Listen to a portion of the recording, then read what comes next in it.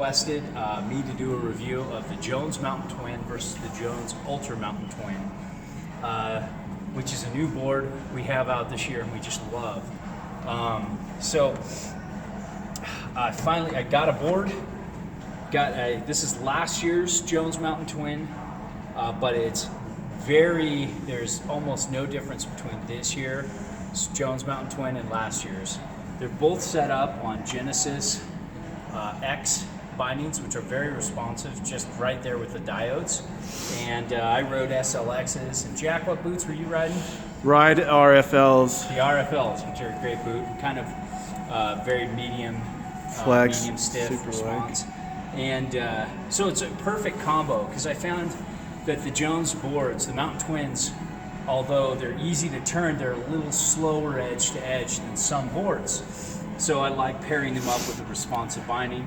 Same exact stance angles, same exact stance width. I'm riding Burton SLXs, which I pretty much am riding almost all the time this year. And, other than, from what I understand, a slightly faster base, a slightly better core, and I think carbon fiber along the Ultra Mountain Twin. They're the same shape, same setback, same stance width, same design, same camber profile, same everything. The only difference is you just get a little bit snappier, slightly stiffer board.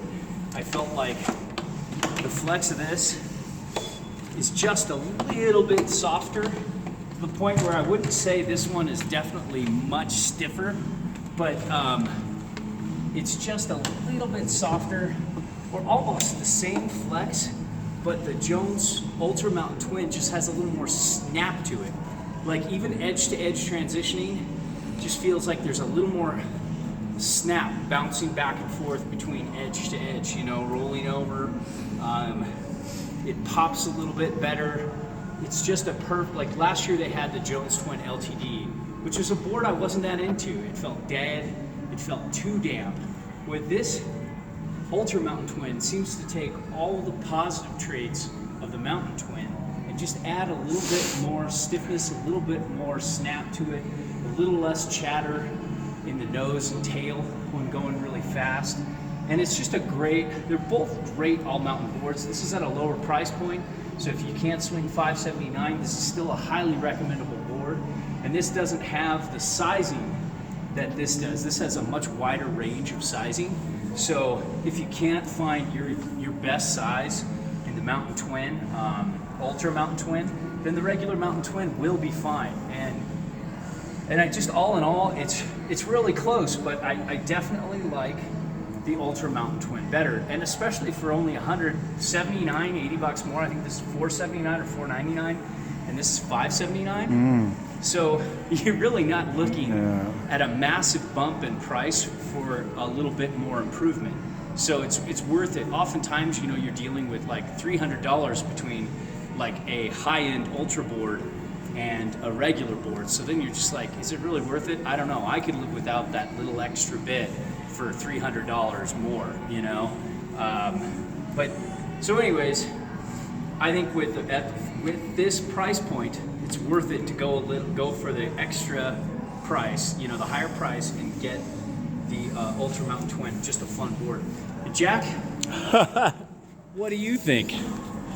I like them both. Very, very fun. Love them. It's like the all-around board, in my opinion. I mean, you do all over the resort. You want to go hit the big mountain with these two, you can. And yeah, for me, it's just feeling the difference was a little more pop with the carbon fiber. But being Chinese that I am, I'm gonna go for the cheaper one. Because to me, the price point is still $170. You'll still have super fun without the Ultra, the regular Mountain Twin.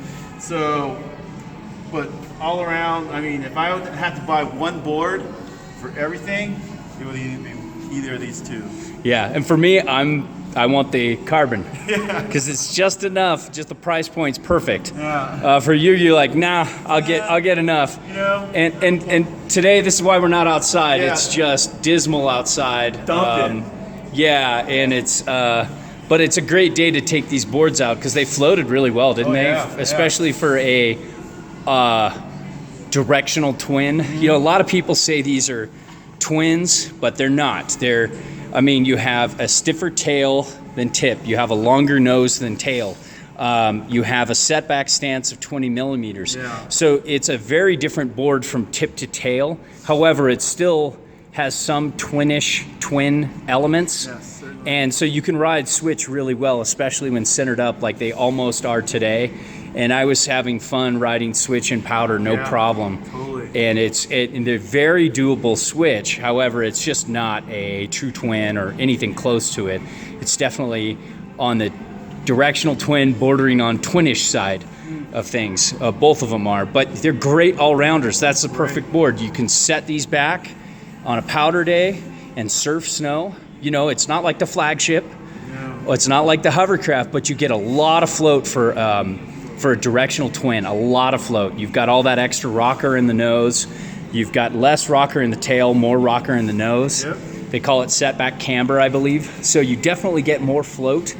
And it's just one of those, just these boards are great. I've traveled with these, you know, a lot of times I hop into a car with a bunch of smelly dudes like Jack and drive around the country, and there's just not enough room for us to bring our quiver. Yeah. So I bring one board with me, and it's like oftentimes a board like this that I'll bring because it's just so versatile. If we find powder, if we find hard snow, if we find something in between, it just can adapt to almost any condition out there and provide a pretty fun time.